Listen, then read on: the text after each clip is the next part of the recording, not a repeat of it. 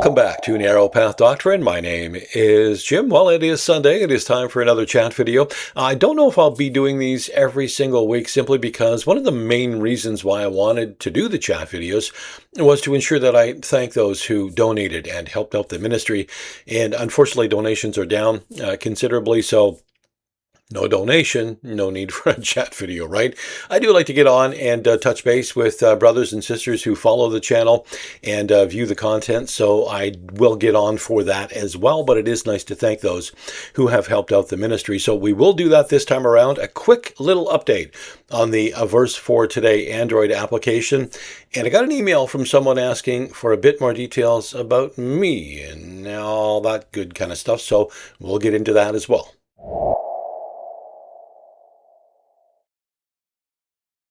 So if you are unaware, this ministry is a full-time ministry. I do this full-time. Where I am here in the UK, I can't work, so I have been devoting all of my time to the ministry. That is doing YouTube videos. I do a lot of email back and forth with a number of people. I don't want to say pastoring those people, but helping out with a lot of people out there. I also have been building Android applications. I did build the Verse for Today, which we'll touch upon here in a second. And I do have another application in the going. So a little bit of this and a little bit of that, but I do devote most of my time to studying and getting the Word of God out to those who follow the YouTube channel and, proper doctrine and everything else. Now, if you are new to this ministry, it is all about doctrine and theology, so I am here full time. I had been doing a video every day. I can't keep up that pace, unfortunately, so there will be a video every few days or so. Might just back that off a little bit because it's really difficult. If you look back at some of the content, some of the videos are, one of them was over an hour long or almost an hour long, so that's a lot of content to do each and every day, and my voice can't handle it. But if you do appreciate this kind of content, or you have been here for a while, please consider supporting the ministry. I don't have any ads on YouTube here. It's not monetized in any way. You won't see any promotional products. You won't see any sponsors in the video. There's no memberships. There's no paywalls. Oh, you can't watch this video unless you become a member and pay. I've seen pastors out there do that. That is not correct at all. Everything is free. You don't have to donate, but if you feel moved, if you feel edified, then I would really appreciate you helping out the ministry in any way that you can. There's always a couple of links in the description box. There's a Buy Me a Coffee and a PayPal, whichever one of those you prefer. And I always pin the first comment on every video. I try to anyway, with those links so you could easily click those and go. And the Buy Me a Coffee, for example, is very simple for anyone to use if you're a little unsure about that, and it's all secure and everything else, right? I don't see any credit card information or anything like that, or debit cards or whatever is used there. Now, did want to thank a couple of people who have helped out. These are regular donators to the ministry. They donate fairly often, so I do appreciate it, gentlemen. A couple of brothers that have helped out, Aaron and Brother Robert. So thank you so much, gentlemen, for continuing to support Narrow Path Doctrine Ministries, and I will continue to try to do the best that I can to edify the body of Christ here.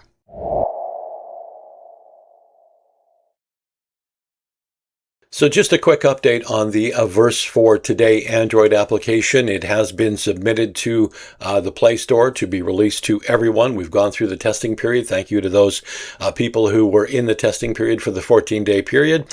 So hopefully it should be, if it's approved, I hope it is, it should be out to the entire world here very soon.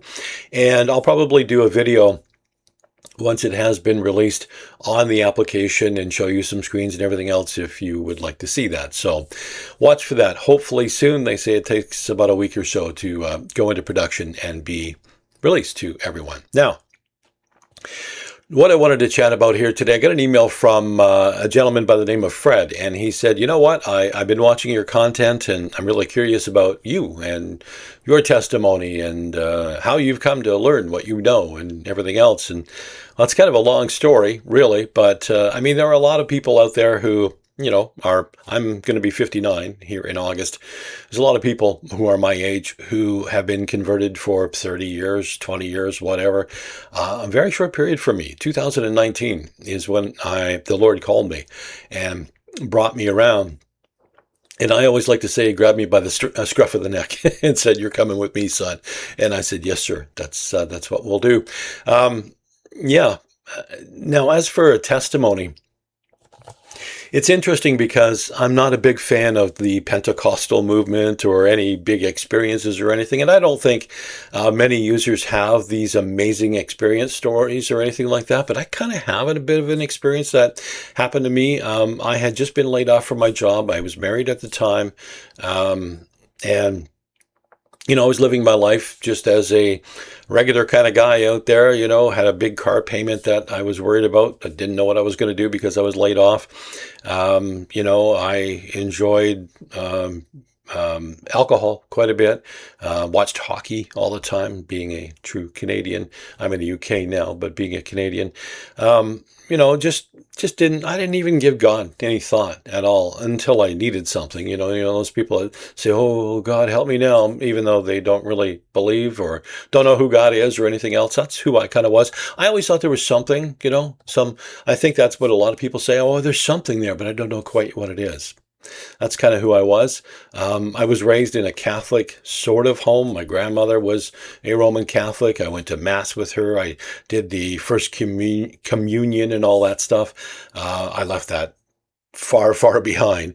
But wasn't really a religious person at all. I was sitting there. So, excuse me. Let me just get a drink of coffee. I was sitting there, my poor throat these days, at the computer, and I was looking for work. And it's strange because this thought popped into my head, and I don't know where it came. Well, I know where it came from, but I don't know. I didn't think it. The thought was, does God exist?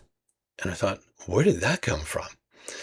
And so I started doing research. And I started looking online, and I started watching apologists, and started watching these people that talked about the science of everything, and I was a little, amazed by what I found, because it was like, wow, this really seems to be true. So I did more and more and more, and I spent a number of days looking and looking and looking and watching videos and everything else. And I watched a lot of nonsense and a lot of garbage because I didn't know what I was doing.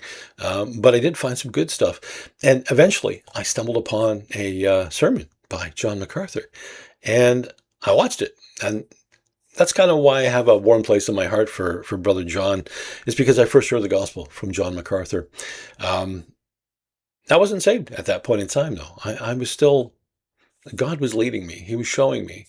He was showing me the way that I needed to see in order for me to come around, I think. That's the way I think. Now, do I know for sure? I don't know. But so that was what was happening at that point in time. And then I was home, and I thought, I had looked for jobs, and I was done for the day, and I thought, you know what, I'll grab a coffee and maybe I'll go watch a movie. And excuse me, poor throat. I apologize. So I'm looking on Netflix at the time, and I found a Christian movie.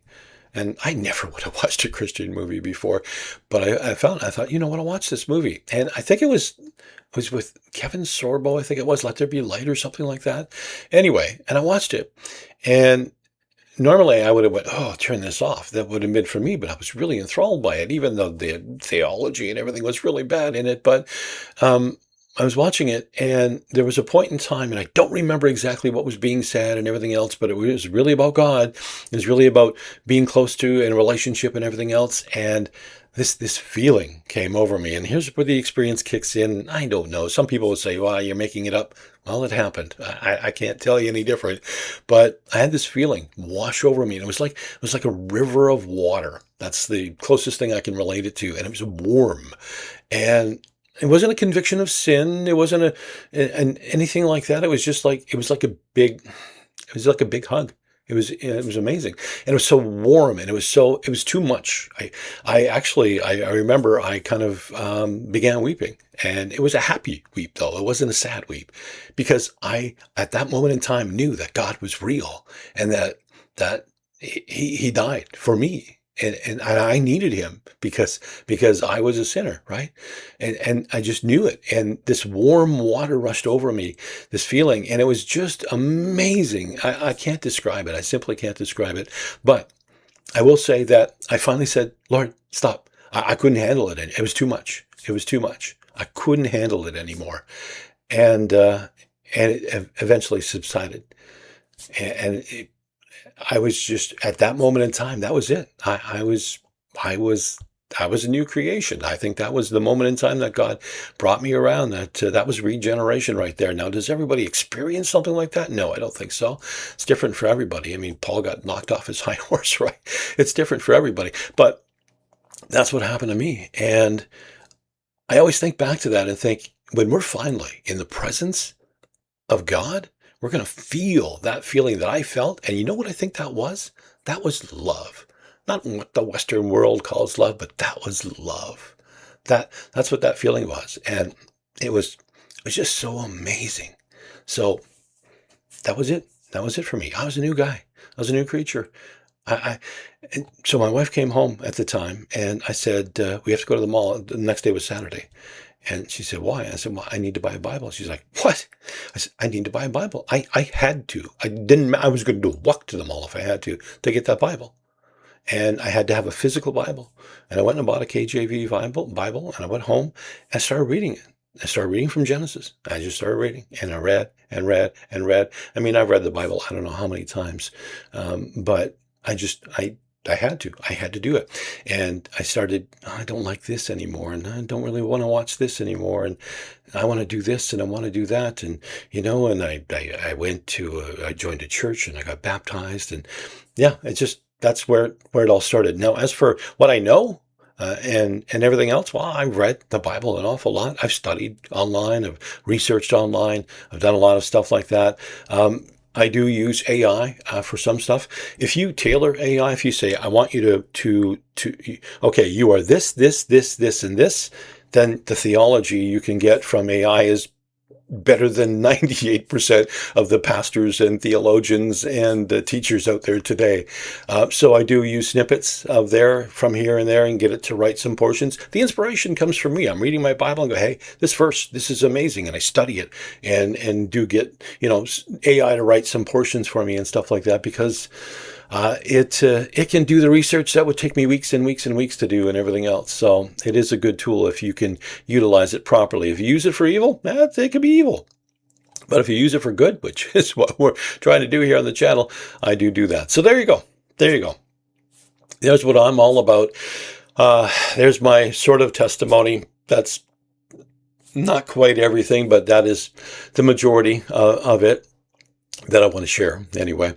And and I've just been, ever since, I have watched so many sermons and so much content too.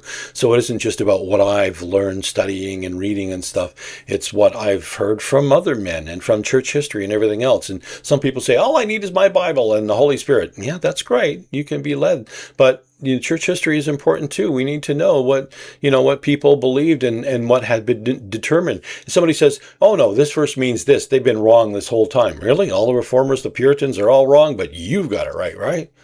And there's a lot of YouTube channels like that. Be wary of the content, okay? Anyway, that's about it. Fred, I hope that answers your question. I hope that, anybody who's been watching the channel for a little while, at least maybe, you know me a little bit better. I've never really said anything about this simply because this channel isn't about me. This channel is about God. This channel is about doctrine and theology. So, but there you go. I've shared a little bit about me. Thanks for sitting through it, and thanks for listening. And, Lord willing, we'll talk to you again next Sunday. God bless. I will always believe, no matter what, in your arms I'll rest. The case is closed and shut. I will always